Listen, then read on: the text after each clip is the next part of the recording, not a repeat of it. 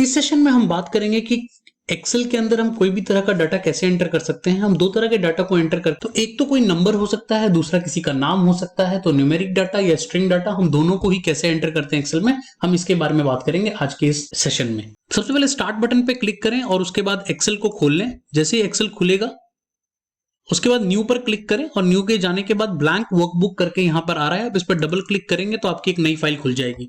जैसे ही आपकी नई फाइल खुलेगी, अब आप कहीं से भी टाइप करना शुरू कर सकते हैं, बट मैं यहां पर B3 से टाइप कर रहा हूं। तो मैंने जैसे सबसे पहले रोल नंबर डाला है, then name and then marks. Alphabets हैं तो इसको हम स्ट्रिंग डाटा कहते हैं, तो हमने स्ट्रिंग डाटा को यहां पर एंटर कर दिया है। उसके बाद हम न्यूमेरिक डाटा भी डाल सकते हैं, जैसे कोई रोल नंबर हमेशा नंबर में होता है, तो 1 2 3 ये मेरे रोल नंबर हो गए। और मैं नाम डाल सकता हूं, जैसे मैंने पहला नाम अमित डाल दिया, दूसरा मैंने अजय डाल दिया, तीसरा मैंने अलीशा डाल दिया। अब मार्क्स हम डाल सकते हैं। लेट अस सपोज कि हम एक 20 मार्क्स के टेस्ट का में इन्होंने जो स्कोर किया हम वो डाल रहे हैं, तो अमित ने लेट अस सपोज 12 डाला है और अजय ने 14 और अलीशा ने, पढ़ने में लड़कियां तेज होती हैं तो उनको 18 दे देते हैं। तो इस तरह से हम उनके मार्क्स को एंटर कर सकते हैं और इस तरह से आपका स्ट्रिंग डाटा और न्यूमेरिक डाटा दोनों एंटर हो जाएगा।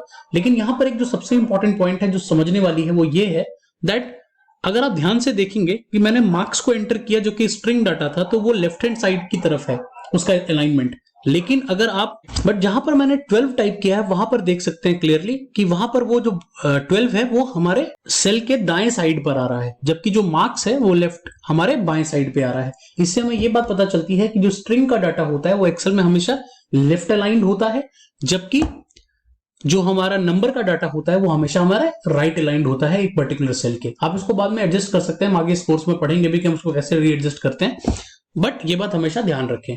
तो आई होप ये आपको समझ में आ गया होगा। तो मिलते हैं अगले सेशन में।